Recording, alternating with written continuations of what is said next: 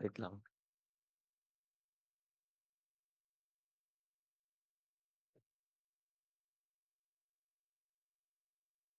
So yun, so i-discuss ko lang ngayon yung ano, yung sinusoids and phasors. So sa sinusoids, may dalawa lang naman tayong sinusundan ng mga form ng sinusoid. So yun yung ano, yun yung given tayo ng V of t is equal to Vm sin omega t plus theta.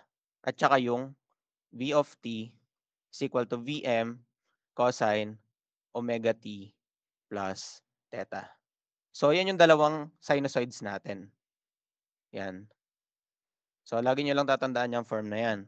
So yung mga sinusoids na yan, may mga parts yan. So yung unang part ng sinusoid natin na ano, yun yung Vm, itong part na to, yan yung amplitude. Amplitude. Tapos, yung next is yung angular frequency or yung makikita nyo na omega or itong parang W dito. Yan yung amplitude.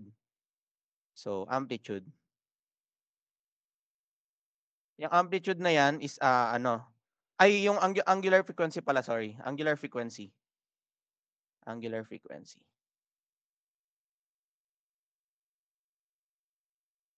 So, yung angular frequency natin, may formula yan na sinusundan kapag hinahanap. So, yung formula niyan is simply 2 pi f lang.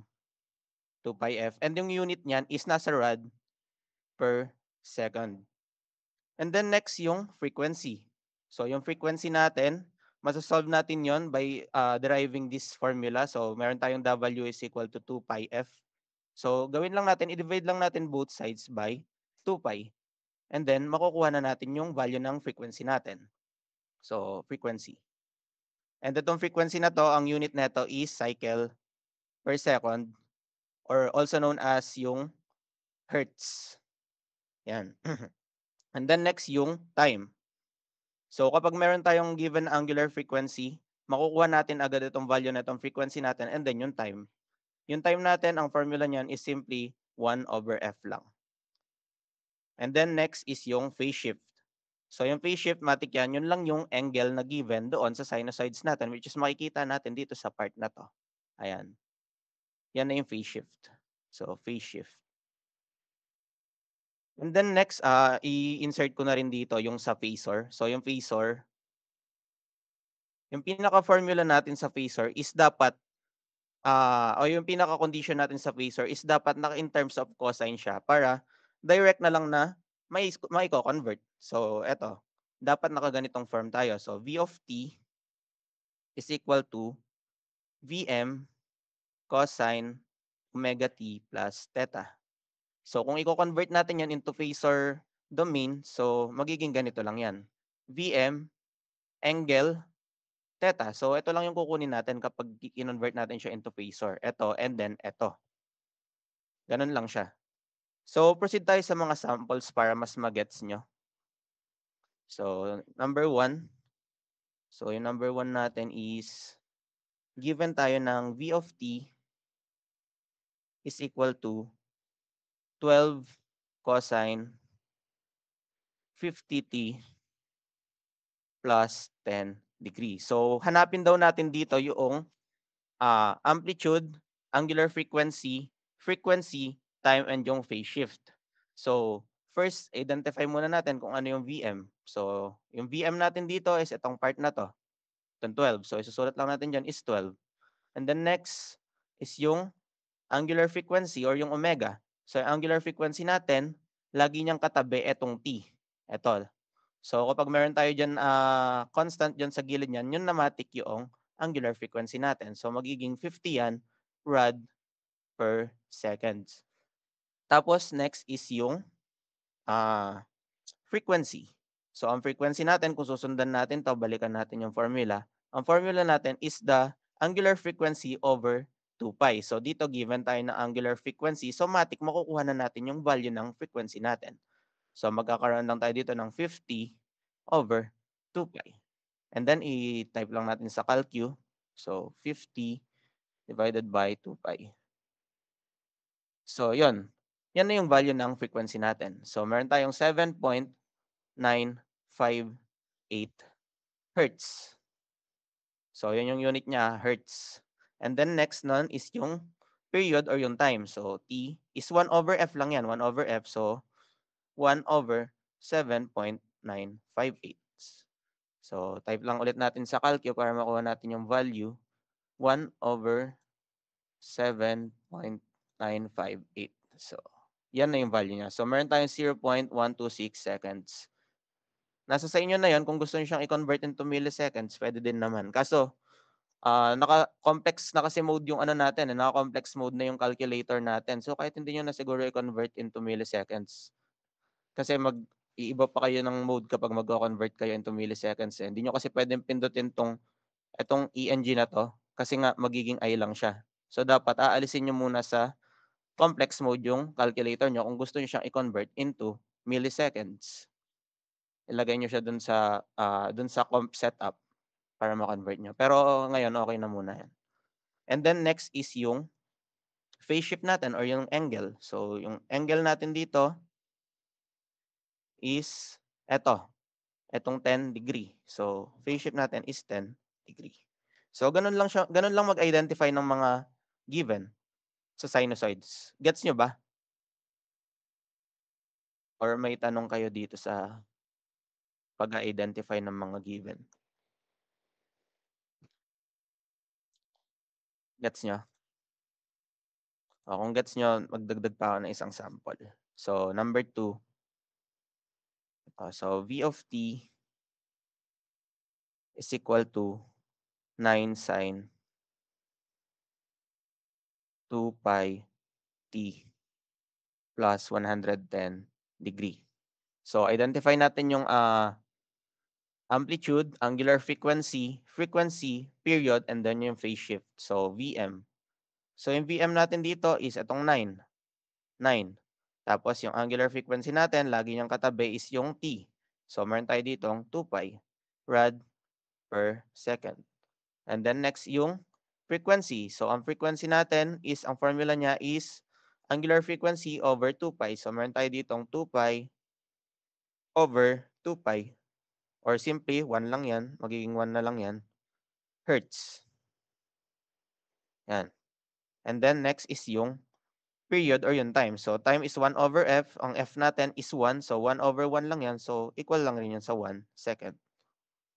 And then next is yung phase shift, which is etong angle na given sa sinusoid natin. Itong 110. 110 degree. Yun na yun. Ganun lang. Gets nyo ba? Oo. Gets nyo na siguro yun. Madali lang naman. Tapos insert ko na rin dito yung since connected na dito yung nagsa-substitute ng time. Insert ko na rin dito. So kapag naman meron tayong ganitong sinusoid tapos pinapa-identify naman yung value niya at a specific time. So yung ginagawa natin doon is ganito. So dapat alam muna natin how to convert degree to rad. So pag nagko-convert tayo ng degree to rad, ang ginagawa natin is nagmo-multiply lang tayo ng pi over 180. And then kapag naman rad to degree ang natin, yung conversion natin, ang ginagawa naman natin is baligtad lang.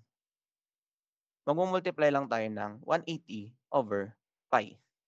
So para mas magets nyo, try natin na mag mag-try mag-solve. So number 1, sabi niya dito, calculate IT at 8 milliseconds. So calculate daw natin yung IT at 8 milliseconds. So given tayo dito ng I of t is equal to 10 cosine 20 pi t, 20 pi t, 20 pi t plus 55 degree. So, kapag ganyan, ang gagawin lang natin diyan is isa-substitute lang natin ito dito sa time, dito. Pero 'wag niyong kakalimutan 'no, milli 'yan. So, dapat kabisado niyo rin yung mga prefixes kasi baka magkamali kayo. Titingnan niyo rin yung mga units or yung mga prefix na given sa time kasi possible na mag-iba-iba 'yan. So, try natin. So, meron tayo ditong 10 cosine 20 pi and then substitute natin yung 8 milliseconds which is yung value ng milli is times 10 raised to -3 lang. So, sulat natin dito, 8 times 10 raised to negative 3 plus 55 degree. Pero, dito kasi sa part na 'to, 'di ba alam natin na itong omega natin or angular frequency natin is in rad 'yan. So, 'di ba ang unit niyan is rad per second, ta's ito naman second. So, hindi natin sila puwedeng i-combine kasi kapag, dinirekta natin sa calcu 'to, etong part na 'to is in rad and etong part na 'to is in degree. So, hindi sila magtutugma. So, ang kailangan natin gawin kapag ganyan is it's either mag-convert tayo ng, ah, rad to degree dito sa part na 'to or degree to rad sa part na 'to, 'yan. Tapos 'yun, mag-convert tayo, alin ba yung gusto niyong i-convert dito sa dalawa? So, try natin i-convert pareho, magkaibang sample tapos dito sa una i-convert muna natin siya into ano, degree, etong rad ano natin, etong term na naka-rad natin. So, 10 cosine 20 pi rad per second, pakita ko lang rin sa inyo 'to para 'di kayo malito. 8 times 10 raised to negative 3 seconds multiplied by 180 over pi plus 55 degree. So, kung makikita niyo dito, so in degree 'tong 180 na 'to. So, kung makikita niyo dito, nag-multiply 'to, nasa denominator yung seconds natin, maka-cancel yan. And then, kapag naman, itong pi na 'to is in rad din, so magka-cancel din yung unit niyan, magka-cancel din yung unit na rad niyan, magka-cancel dito. So, ang matitira na lang natin is in degree. So, kapag gano'n, same na sila na nasa degree form, puwede na natin silang i-combine, puwede na natin i-direct sa calcu yung pagso-solve, once na nai-convert na natin sila. So, i-solve lang natin.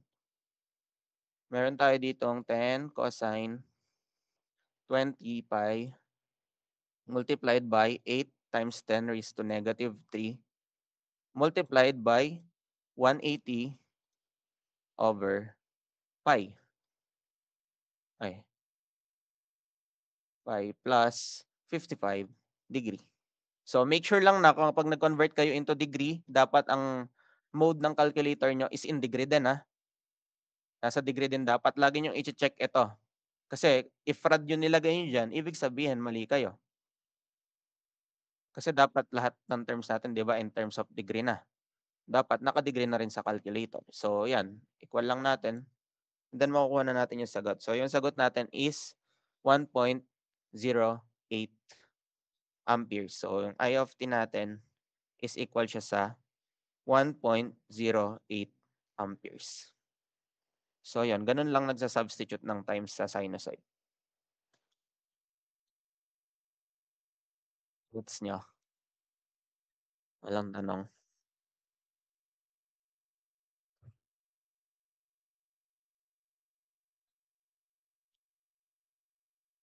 Bigay pa ako ng isang sample. Ano naman tayo, degree to rad naman yung conversion na gagawin natin. So, number 2. So, given tayo dito ng, sabi niya, calculate V of t at 10 microseconds. So, naka-micro tayo. So, ibig sabihin nito na micro is, ang equivalent niyan sa is time 10 raised to negative 6. Huwag niyong kakalimutan yan. Tapos, yung given natin is V of t is equals to 13 sine pi t minus 30 degree. So, yun. Substitute lang natin ito niyang itong 10 microseconds dito sa t natin. So, isulat ko lang ulit, 13 sine pi multiplied by 10 times 10 raised to negative 6 minus 30 degree. So, yan. So, ito in rad setup pa 'tong dito sa part na 'to, and then ito in degree. So, iko-convert naman natin yan, itong degree na 'to into rad para makuha natin yung sagot. So, 13 sine pi multiplied by 10 times 10 raised to negative 6 minus 30 multiplied. So, paano tayo nagko-convert ng degree into rad? So, nagmu-multiply tayo diyan ng pi over 180. So yun, pwede na natin siyang i-direct sa calcu kapag nandiyan na siya sa form na yan. So 13 sine pi ay pi multiplied by 10 times 10 raised to negative 6 plus minus 30 multiplied by pi over 180. 180. So yun, so makikita nyo dito naka-degree setup tayo pero nag-convert tayo sa rad. So kailangan ilipat din natin yung setup natin sa calcu into rad since dapat lahat ng terms natin dito is in rad form. Dapat is naka-rad din tayo. So shift mode lang tayo and then 4. Ayun, kapag naka-R na is naka-rad setup na yan and equals nyo na lang, makukuha nyo na yung value. So yung value ng V of t natin is equal lang siya sa negative 6.5 volts at 10 microseconds. So yan na yung sagot natin. Ayan. Gets nyo? Uy. Gets nyo naman siguro na.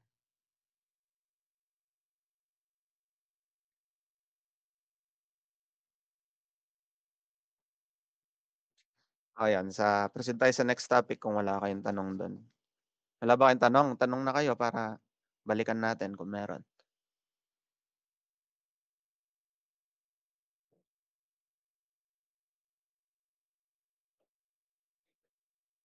Kung walang tanong, proceed tayo doon sa next topic which is yung conversion ng sinusoids into sine or cosine. So, conversion of sinusoids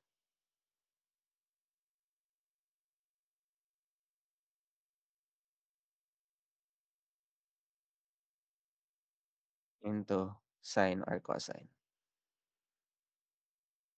So, dito sa conversion of sinusoids into sine or cosine, meron tayong apat na formula na sinusundan dito, di ba? Yung sine omega t plus or minus 180 degree is equal lang yan sa negative sine omega t. And then yung next natin na formula is cosine omega t plus or minus 180 is equal lang yan sa negative cosine omega t. And then yung next is yung sine omega t plus or minus 90 degree is equal yan sa positive negative cosine omega t. And then last is yung cosine omega t positive negative 90 degree is equal yan sa negative positive sine omega t. So, etong mga formula na to is kung hindi nyo kabisado, pwede kayong gumamit din ng ituturo ko kung paano yung graphical approach para mas madali na lang. At saka para mas ma-visualize nyo kung paano nako-convert etong mga ito dito. So, try natin yung graphical approach. So, graphical approach. So, sa graphical approach, nagdo-drawing lang tayo ng diagram or yung plot. So, gawa lang tayo ng plot dito. Yan. Ganyan. So, sa part na to is yung positive cosine omega t natin. Sa part naman na to is yung negative sine omega t. And dito sa part na to is yung negative cosine omega t. Tapos sa baba is yung positive sine omega t. So, paano natin ginagamit to? So, yung ginagamit natin dito is gumagamit tayo ng sign convention. Sign convention. So, yung sign convention, yun yung rotation. So, ibig sabihin kapag nag-rotate tayo ng in clockwise direction, clockwise, ang magiging value ng angle natin is negative. Negative. And then kapag naman counterclockwise, is positive. Positive yung angle natin. So, para consistent tayo at saka mas madaling mag-convert into phasors, mas maganda na lagi na lang natin i-convert lahat ng mga terms natin into cosine. So, lagi na lang tayo magre-reference dito sa part na to. So, yung paggamit na itong graph na to, laging magi-start kung saan mo siya i-convert. Example, given ka ng negative na sign na eto, negative sine omega t, and gusto mo siyang i-convert into cosine. So, magi-start ka nun dito sa cosine. Ganyan yung movement mo nun. So, hindi porket papunta dun yung arrow, ibig sabihin itong cosine kinonvert mo siya into negative sign. So, parang baligtad siya, gano'n. Kung saan ka mag-i-start ng arrow mo, doon siya mako-convert. So, dito nag-start tayo sa cosine omega t. So, ibig sabihin mako-convert itong negative sin omega t na 'to into cosine omega t, and then ang, sign convention natin dito is positive. Since ang rotation natin dito is counterclockwise. So, +90 tayo diyan. From negative sin omega t to cosine omega t.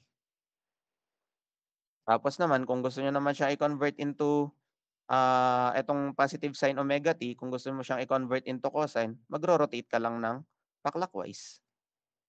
So, magkakaroon ka lang dito ng -90 or -90.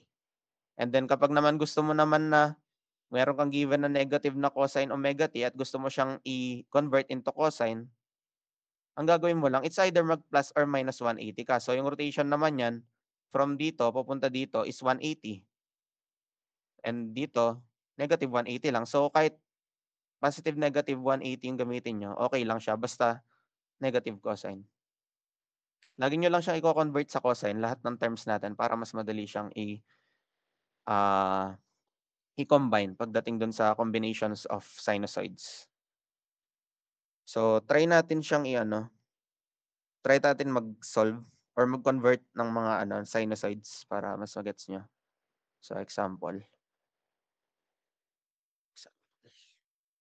So, 1, meron tayo ditong -13 sin omega t plus 20. So, ang goal natin is i-convert lahat ng terms into cosine. So, dito nasa sine pa siya. Papaano natin siya iko-convert?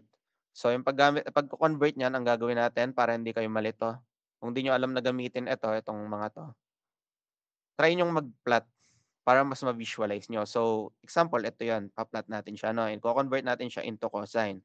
So, ito yung -13 sin omega t natin,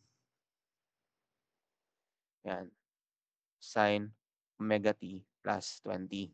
And ito naman yung +13 cosine omega t plus 20. So, para ma-convert natin siya into cosine, 'di ba, mag-i-start tayo dito, magre-reference tayo lagi sa part na 'to. So, ang rotation natin na gagawin is pa-counterclockwise. And alam natin na yung, angle diyan sa part na 'yan hanggang dito sa negative sign natin is 90 degree, 90 degree 'yan. And ang rotation natin is counterclockwise, so ibig sabihin magpa-+90 tayo.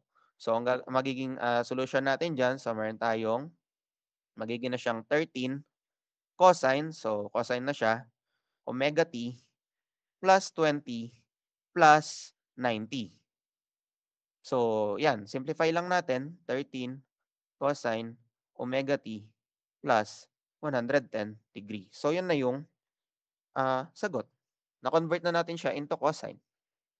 Ayan na yung sagot natin nun. O kapag nalilito kayo, i-plot niyo siya para mas ma-gets niyo. Gets niyo ba? Baka ko lang, gets nila. So, number two is given tayo ng -10 cosine omega t plus 50 degree. So, dito papaano yung gagawin natin?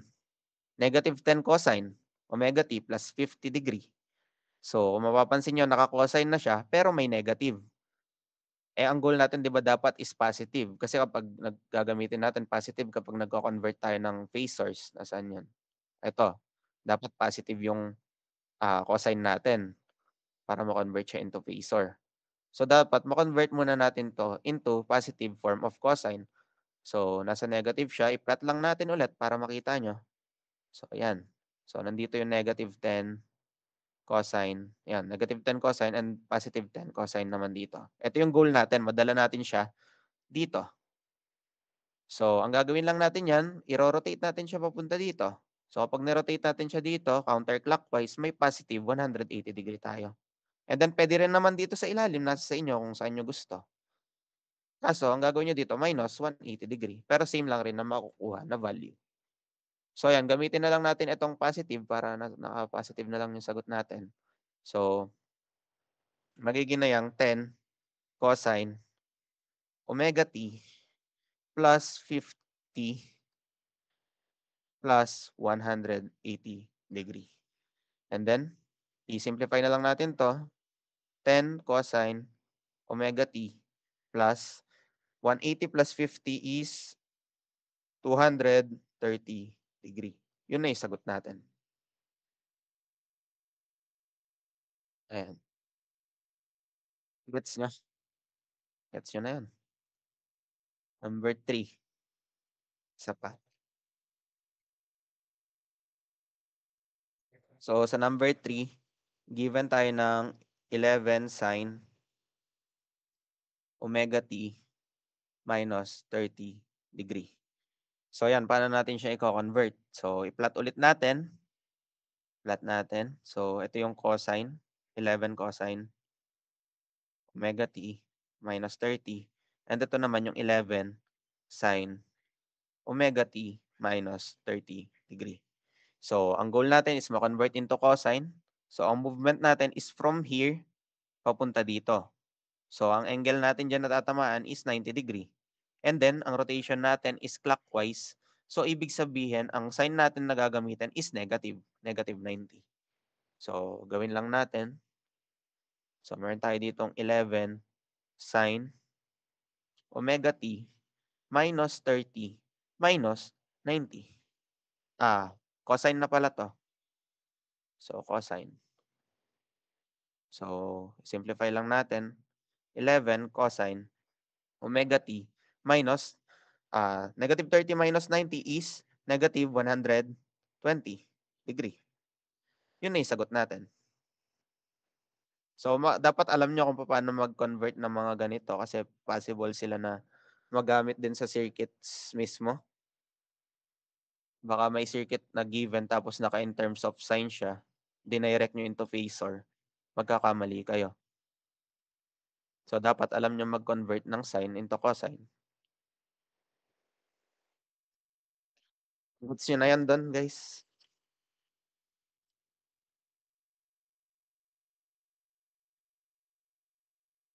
So, yun, kung gets nyo na dito, yung next naman natin is yung pagko-combine ng mga sinusoids. So, combining sinusoids.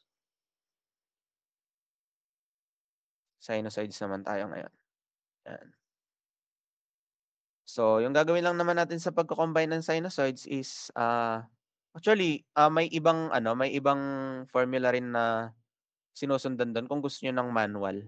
Pero kasi hindi naman kailangan na i-manual pa, pwede naman siyang i-direct sa calcu. Kaya mas maganda na i-convert na lang natin lahat into cosine and then mag-phasor tayo para direct na lang siya sa calcu. Hindi na tayo yung parang ginagawa natin sa EEMAT na kukunin pa natin yung modulus and then yung argument before natin ma-solve yung problem. So dito kapag gagawin na lang natin is yung ida-direct na lang natin siya into phasor para direct na lang sa calcu. So solve tayo na sample para magets nyo. So number 1 is 5 cosine omega t plus 30 degree minus 10 sine omega t minus 20 degree. So yan, kung makikita nyo dito sa first part, so first part natin is nakaayos na siya, pwede na siyang i-direct na i-convert sa phasor kasi nasa form na siya ng Vm cosine omega t plus theta. So pwede na natin siya i-direct na i-convert into Vm angle theta. Etong part na to. So convert ko na sa meron tayo dito ang 5 angle 30 degree. Tapos dito sa kabila, ito lang yung problema natin. Etong negative 10 sine omega t minus 20. So, para ma-convert natin siya sa form na to, is dapat i-convert muna natin siya into cosine. So, i-plot ko lang ulit, convert natin siya into cosine. So, ito yung negative 10 sine natin, and ito yung positive 10 cosine natin. So, ang gagawin lang natin dyan is i-rotate natin siya counterclockwise para ma-convert natin siya into cosine. So, ang rotation natin dyan is positive 90 degree. So, ibig sabihin yan, ang gagawin lang natin yan dito, since kinonsider din pala natin 'tong negative dito 'no, eto negative na 'to, pagdating dito sa operation niya dito is magpo-positive na siya kasi na-convert na siya into positive 10 cosine. So, magiging na siyang positive diyan. So, positive 10 cosine omega t minus 20 plus 90. And then simplify lang natin. So, meron tayong 5 angle 30 degree plus 10 cosine omega t. Negative 20 plus 90 is positive 70. And then, pwede na siyang i-direct into phasor kasi nasa form na siya ng Vm cosine omega t plus theta. So, copy lang natin to. And then, i-convert na natin to. 10 angle 70 degree. Then, pwede na tong i-direct sa calcu. Direct natin sa calcu, try natin. So, make sure na naka-complex mode yung calcu nyo kasi hindi nyo magagamit yung angle once na hindi naka-complex mode yung calcu nyo. So, meron tayong 5 angle 30 degree. So, dapat in degree mode. Dito naka-radian ako kung makikita nyo. So, kailangan ko muna yan i-set up into rad. Yan. I mean into degree. Into degree pala. Yan. Plus 10 angle 70 degree. Then, equal nyo lang. So, makukuha nyo sagot dito is in rectangular form ng complex number. So, kailangan natin yan i-convert pa into polar form para maibalik natin siya dun sa original na given or yung kung paano yung form na ginagawa natin. So, gagawin lang natin pag nagko-convert tayo is shift and then 2 or yung merong complex sa taas na mark na yon. So, 2 and then press nyo lang yung 3. Mako-convert na siya directly into polar form. So, yan na yung polar form natin dito sa sinusoids na given natin. So, meron tayong 14.199 angle 56.918 degree. And then, balik natin siya in ganitong form dito sa Vm cosine omega t. So, magiging lang yan 14.199 cosine omega t plus, so positive yung theta natin, so plus tayo dito, 56.918 degree. Yun na yung sagot natin. Ayan na.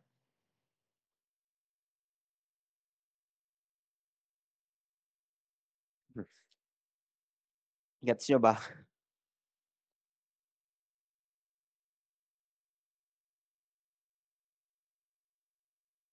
Gets nila guys. So proceed tayo. Solve tayo ng another problem. Wait.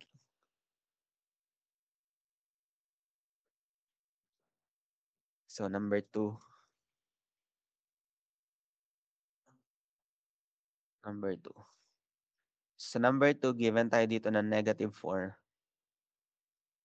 sine omega t minus 20 plus 3 sine omega t plus 90. So, sa part na to, kung makikita nyo, wala tayong pwedeng i-direct na term into phasors. Kasi lahat sila naka-in terms of sine pa sila. Naka-in terms of sine pa sila. So, ang first thing na gagawin natin dito is magko-convert muna tayo into cosine para ma-convert natin siya into phasor. So, dito sa first part, dito muna tayo sa negative 4. So, i-graph natin siya. So, dito yung negative 4 natin. Negative 4 sine. Yan, negative 4 sine. Tapos dito naman yung positive 4 cosine. So, ang goal natin is madala natin siya dito. So, ang movement natin is from here papunta dito. So, ang angle natin dyan is 90 degree and ang rotation natin is counterclockwise. So, ibig sabihin, magpa-plus 90 tayo dyan.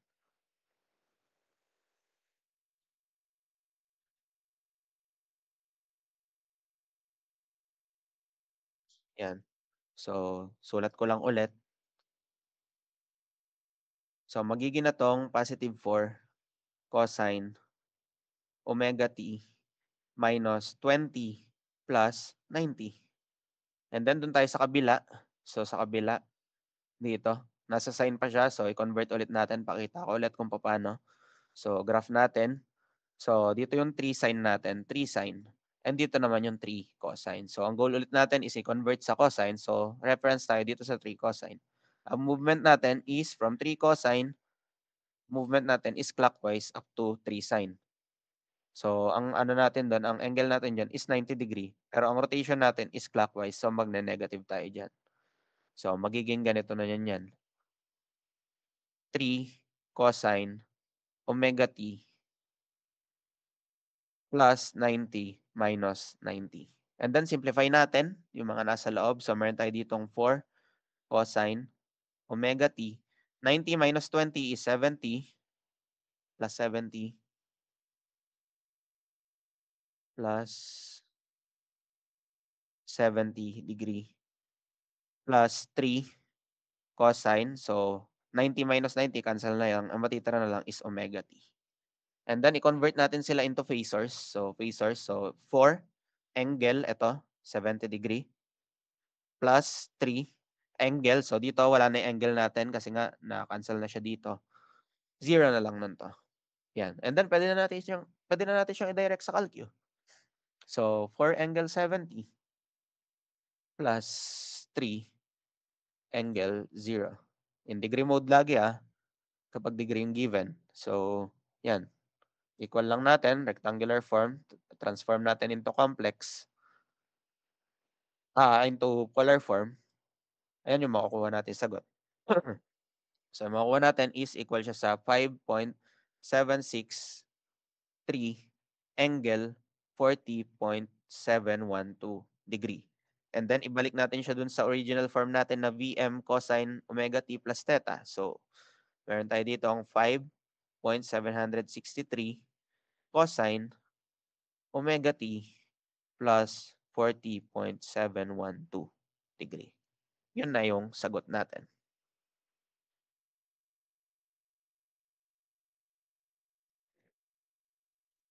Wala kayong tanong?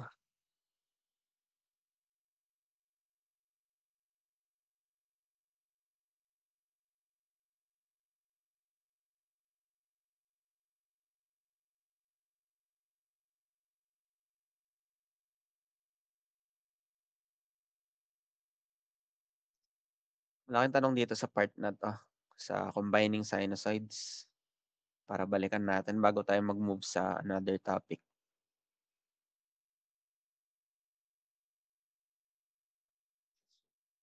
Wala man tanong. So, next natin is yung identifying the leading and lagging given yung two sinusoids. So, yung ginagawa natin doon, example na agad tayo. So, example, number 1 is given tayo dito ng I1 is equal to 3 cosine omega t minus 90 degree. And then, ang I2 natin is equal to 8 cosine omega t minus 120 degree.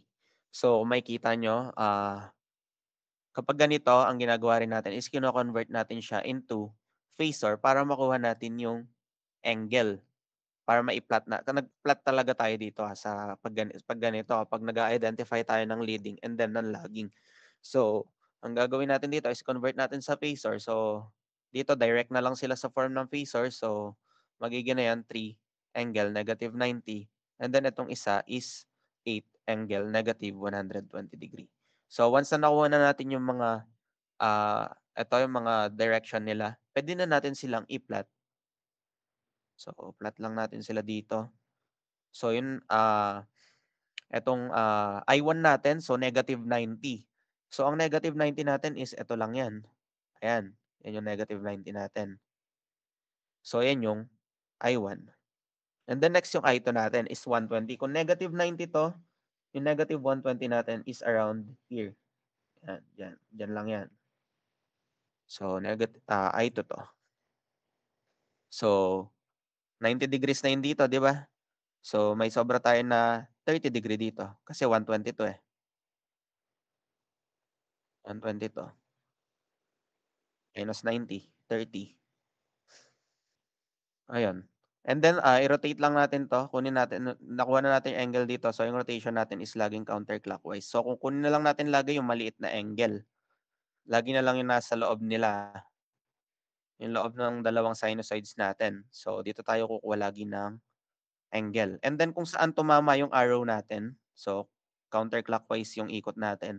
Kung saan tumama yung arrow natin, is siya yung leading. So dito, tumama siya sa I1. So it means, pwede natin sabihin na I1 leads I2 by 30 degree. And then I2 lags I1 by I1 by 30 degree. So, ganun lang. Lagi na lang yung dito sa yung pinakamaliit na angle yung kukunin natin para hindi na tayo malito.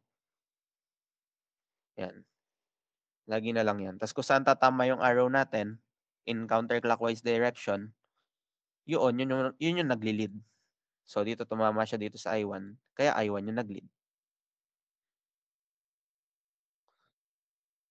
Gets nyo?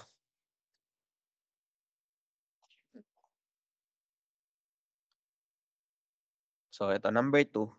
So, V1, given tayo ng V1 dito na -10 cosine 370 plus 80.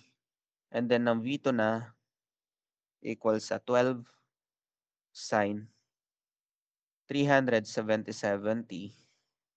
minus 20. So, ang gagawin muna natin dito is i-convert natin sila into cosine para makapag-convert tayo into phasors. So, dito, both natin silang i-convert into cosine. So, kasi dito negative tong sa una natin. So, kailangan natin dyan mag-convert ng positive cosine. So, plot natin ulit para makita nyo. Pakita ko lang. So, sa V1 muna tayo. So, sa V1, plot natin siya dito. Ayan. So, ito yung -10 cosine natin. And ito naman yung +10 cosine natin. So, mag-rotate tayo from +10 cosine to negative cosine. Yan. So, ang angle natin dyan na makukuha is 180 degree. And ang rotation na ginawa natin is counterclockwise. So, ibig sabihin, magpa-plus tayo ng 180 degree. So, sulat ko lang, rewrite ko yung V1. So, V1 is equal to 10 cosine 370 plus 80 plus 180 degree. So, combine lang natin yung dalawa. So, magkakaroon tayo dyan ng 10 cosine 370 plus 180 plus 80 is 260. Yan. And then, kung makikita nyo, nasa form na siya ng Vm cosine omega t plus theta. So, ibig sabihin, pwede na natin siyang i-direct na i-convert into phasors. So, magkakaroon lang tayo dyan ng 10 angle 260 degree. And then next naman is yung V2 natin. So, yung V2 natin. So, yung V2 naman natin, nasa sine siya. So, plot natin ulit. Ito yung sine, 12 sine. And ito naman yung 12 cosine. So, ang gagawin natin is rotate natin siya from 12 cosine into 12 sine. So, yan. And tumama siya dito. So, 90 degree yan. And ang rotation natin is clockwise. So, magma-minus 90 tayo. Write lang natin ulit yung V2. So, yung V2 natin is equal siya sa 12 cosine 370 minus 20 minus 90 degree. So, simplify natin. Magiging na siyang 12 cosine 370 minus, so 90, negative 20 minus 90 is equal siya sa negative 110 degree. And then, nasa form na rin siya ng Vm cosine omega t plus theta. So, pwede natin siyang i-convert into phasor. So, 12 angle negative 110 degree. Once na nakuha na natin yung mga degrees nila or mga direction nila, pwede na natin silang i-plot. So, i-plot natin sila sa single plane. So, ayan. So, yung 260 natin is nasa saan banda yan? 260 natin is nasa third quadrant. So, dito banda yan. Ayan, dyan banda yan.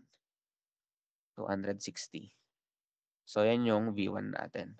And then, yung V2 natin is negative 110. So, negative 110 is nandito banda yan. Ayan. So, kung mag-start tayo dito, no? Dito mag-start tayo. 110 yan, 110 degree. And then, ito naman, is 260 degree. So, V2. Wait lang.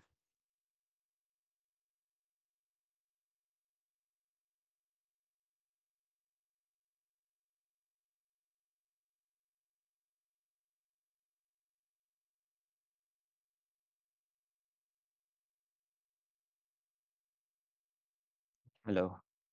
Wait, tuloy natin. So, yan. Identify lang natin kung ano yung angle niyan dito. Kung ano yung angle niya dito. So, dito 'di ba 110 'to.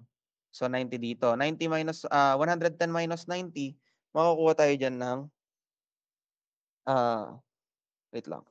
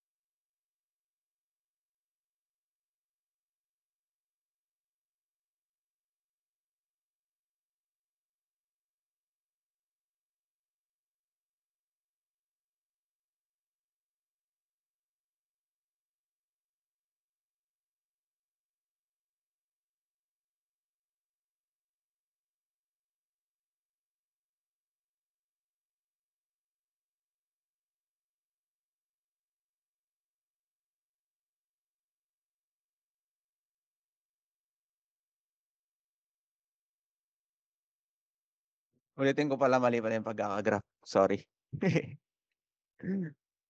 Okey, okey. So, eto, graph ko lang ulit. 260 nga pala 'to.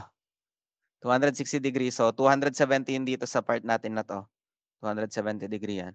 So, ibig sabihin nandito banda yung 260 natin or yung V1 natin. Ayan. So, kung 260 'yan, meron tayong 10 degree dito na gap. And then next is yung, etong V2. So, yung V2 natin, so kung 90 'to ta's meron na tayong 10 dito, so 100 na 'to, adjust lang tayo ng konti dito, ayan na yung 110. So, ito na yung V2 natin, V2 natin, 'yan, 110. So, meron tayo niyang, ah, so yung angle gap natin niyan diyan is 10 degree na lang. And then rotate lang natin siya ng counterclockwise. So, paano nga pala natin nakuha 'to 'no? Baka magtaka kayo kung saan galing 'tong 10 degree na 'to. So, kung makikita niyo 'di ba, 110 'to. Dito sa part na 'to, 90 na 'to 'no, -90 na 'to. So, meron tayong 10 degree na agad dito na gap kasi nga dito dahil dito sa 260, dito sa V1. Ito yung 260. So, matitira dito is 10 degree.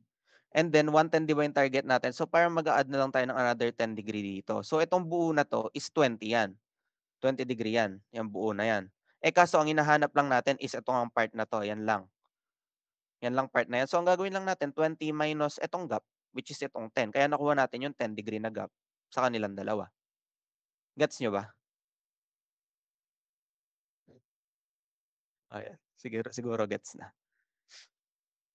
So, 'yan, tumama yung arrow natin dito sa V1. So, puwede natin sabihin na ang V1 natin leads 10 degree, leads V1 by 10 degree, V2 by 10 degree. By 10 degree. And then ang V2 natin logs V1 by 10 degree. So, 'yun, gano'n lang siyang kunin. Hindi ba kayo nalito dun sa pagga-graph or kung paano nakuha yung angle? Wala ba kayong tanong?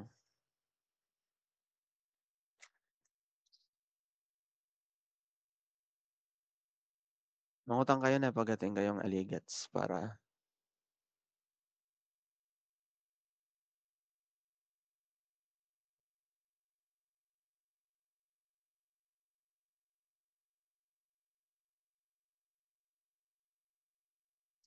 gets niyo na 'yan yung papaano nag-a-identify ng leading and lagging? Tsaka kung paano kinukuha yung angle. Siguro gets niyo na, hindi kayo sumasagot, eh. So, next natin is yung ano, yung, pagsi-simplify naman ng ano, ng ano yun, yung integro differentiation. Yun involved na dito yung derivatives at saka yung integration. So, para ano, tandaan niyo pala muna 'to, isulat ko lang. So, yung time domain, yung conversion ng time domain into phasor domain. So, phasor domain. So, dito sa part na 'to, yung dalawa dito is na-tackle na natin dun sa mga first part ng, discussion kanina. So, yung Vm cosine omega t plus theta. So, ang phasor domain niyan is simply Vm enkel theta.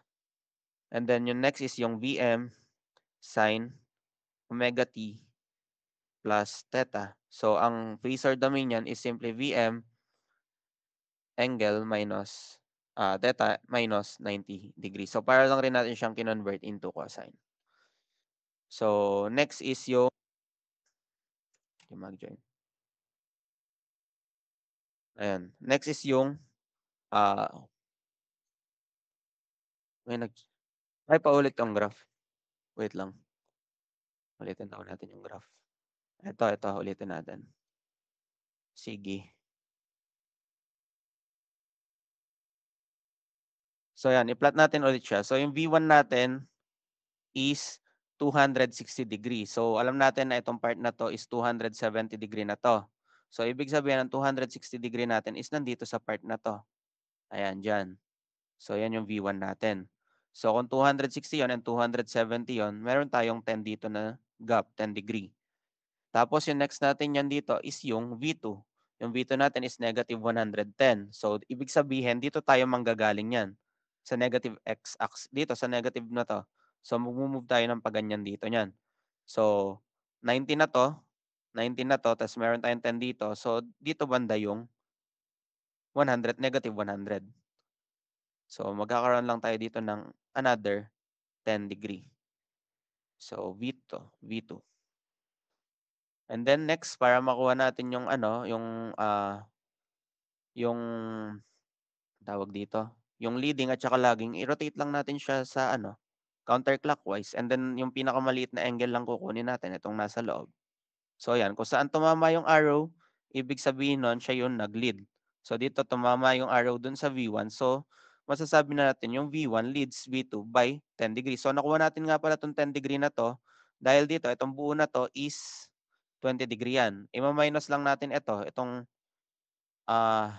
gap na 'to na 10 degree dito sa part na 'to para makuha natin yung angle dito sa loob na 'to. Itong part na 'to. -20 minus 10 lang tayo.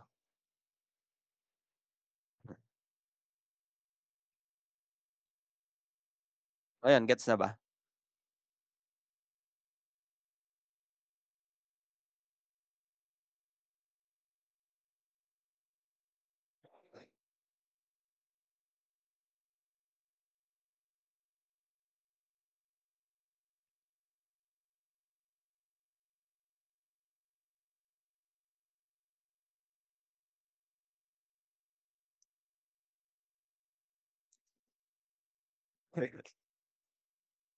Ayan, okey na daw. So, next natin dito is yung time domain into phasor domain. So, dito sa dalawa na 'to pamilyar na tayo kasi na-tackle na natin siya dun sa mga unang topic, yung pagko-convert ng phasor. So, next niyan is dadagdag lang natin dito is yung dV over dt. So, kapag iko-convert natin 'yan, iko-convert natin 'yan, gagawin lang natin diyan is magiging siyang j omega v. So, eto pala ginagamit natin 'to kapag, dun sa integro differentiation, yung mga involved na equation dito sa circuits. Kapag meron tayong nakita na dV over dt, matic yun, magiging ganito lang siya, jWv kapag kinonvert siya into phasor domain. And then next is yung integration. So, vdt yun, vdt. Ang magiging phasor domain lang nun is v all over j omega. So, tatandaan niyo lang 'tong mga 'to. Tatandaan niyo sila. So try natin mag-solve ng examples dito sa integral differentiation. So integral differentiation.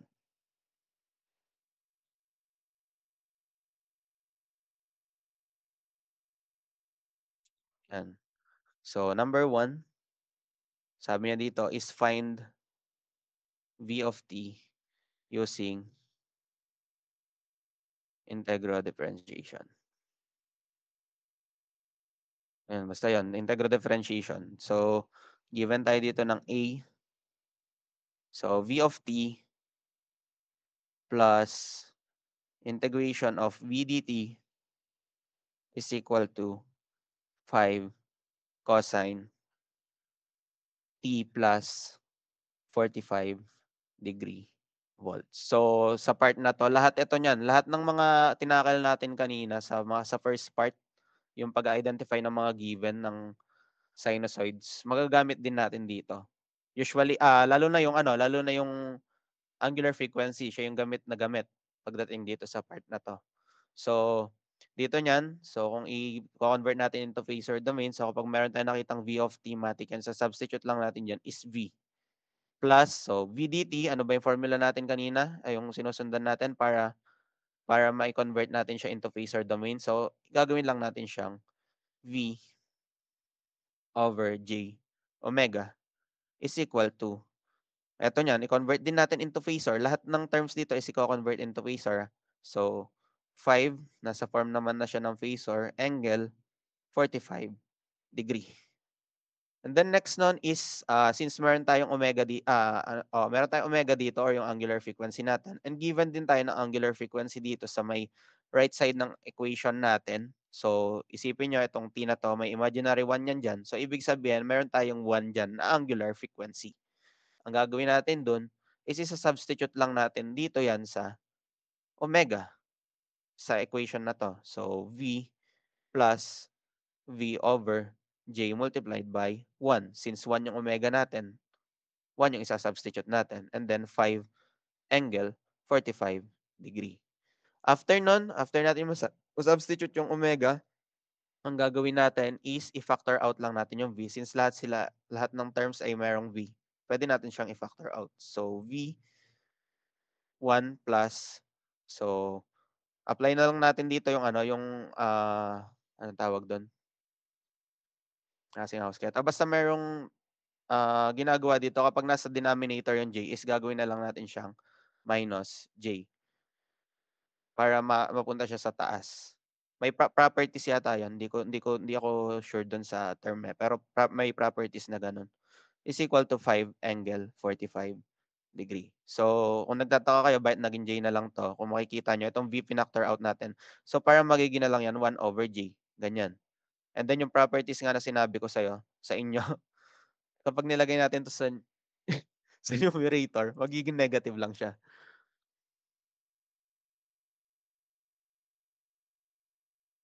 Ayan, kung gusto niyo rin pala na hindi niyo na igaganito, puwede rin pala siyang direct calc, eh. Pero para mas makita niyo lang kung paano ginagawa. So, ang goal lang natin dito is mapalabas natin yung value ng v. So, divide lang natin 'to both sides by 1 minus j, and then 1 minus j. So, cancel 'to, cancel 'to, makukuha na natin yung value ng v. So, type lang natin sa calcu, 5 angle 45 degree all over 1 minus I. So, 'yan. And then i-convert lang natin siya into polar form. So, ang polar form niya is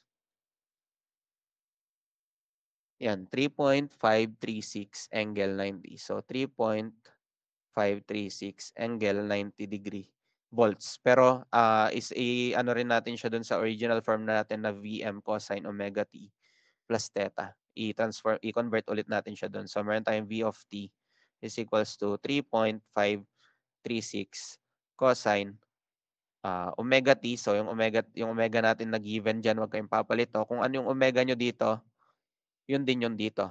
So, yung angular frequency natin dito is 1. So, dapat 1 din yun dito. So, t na lang yan. Plus yung angle natin, 90 degree.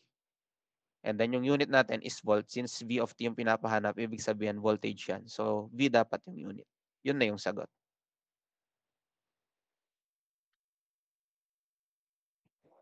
Ayan. So, yung kanina sinasabi ko dito, kung ayaw nyo mag-apply ng properties, pwede nyo naman siyang i-direct na lang sa Calcu.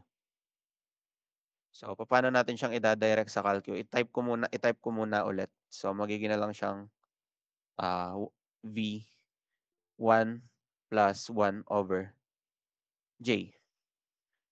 Yan, ganyan. Ganyan yung magiging ano na lang niya, form niya. And then try natin siyang i-type sa Calcu kung same lang rin na mag-a-arrive na answer dito. Try lang natin.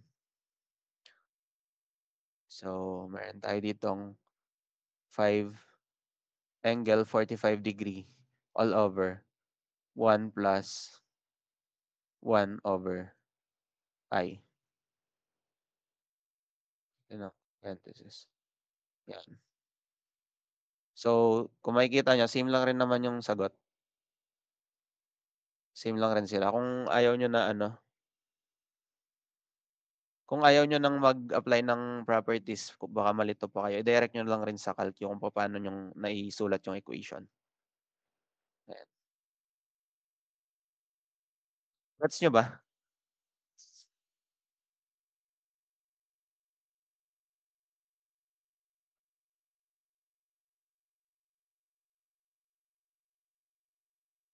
Gets nyo na siguro yan, no? Try tayo ng isa pa.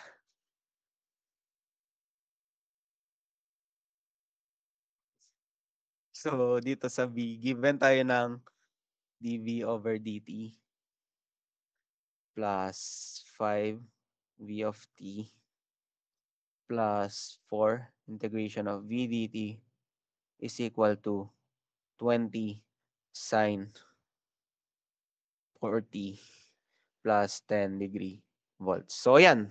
Palagay nyo, paano yung gagawin natin dyan? Lahat dapat i-convert natin into phasor.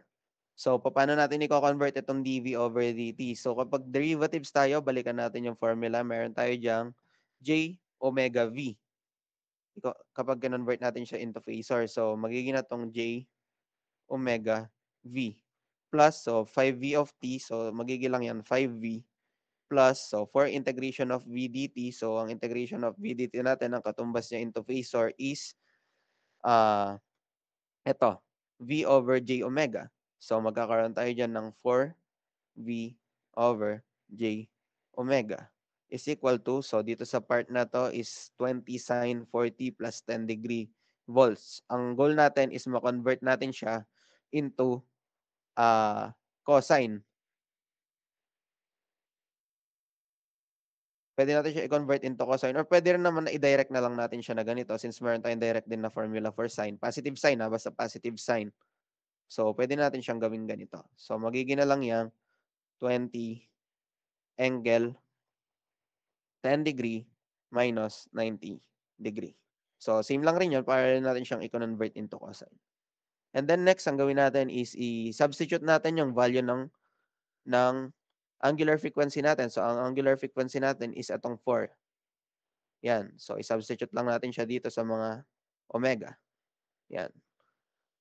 So, magkakaroon tayo dyan ng J 4V plus 5V plus 4V all over J 4 is equal to 20 angle 10 minus 90 is negative 80 degree. And then, i-factor out lang natin yung V since lahat sila may V. Pwede tayo mag-factor out. So, labas natin. Magkakaroon tayo ng V quantity J4 plus 5 plus. So, dito magka-cancel na tong 4. Magka-cancel na yan. Ang matitira na lang natin is 1 over J is equal to 2 angle negative 80 degrees. So, hindi na ako nag-apply ng property dito. I-direct na lang natin siya sa calculus. So, J4, divide lang natin both sides by J4 plus 5 plus 1 over J. Pati dito sa kabila. So, J4 plus 5 plus 1 over J. So, cancel na to, cancel na to. Makukuha na natin yung value ng V natin. So, type lang natin sa calcu. Meron tayong 2 angle to angle negative 80 degree. So, make sure na naka-degree mode kayo kasi degree yung given natin dito. All over. So, meron tayo ditong 4i plus 5 plus 1 over I. So, yan. Direct na lang sa calcu. Ang makukuha natin dyan is rectangular form and then i-convert lang natin siya into polar form. So, ang makukuha natin na sagot is, wait lang, may mali yata.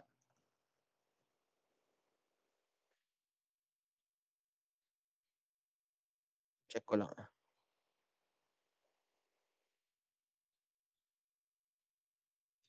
20 angle, pre. Oo, 20. Okay, okay. Balik tayo. Ay, hindi na pwedeng ibalik.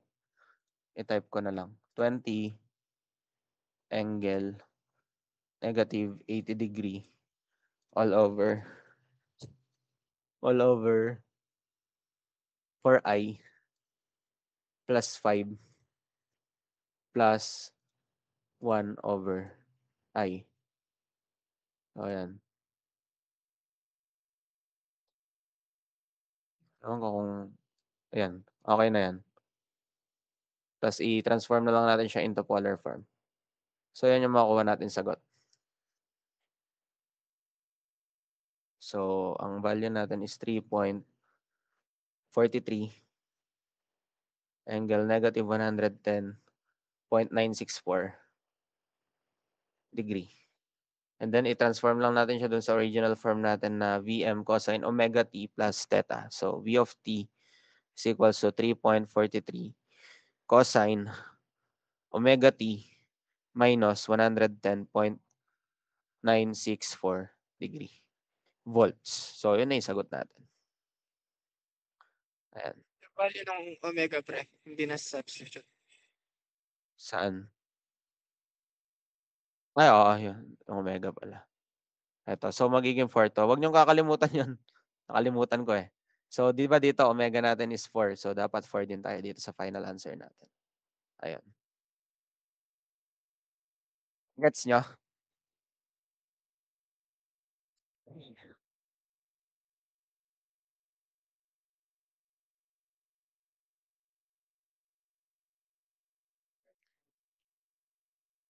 Gets nyo na ba yan?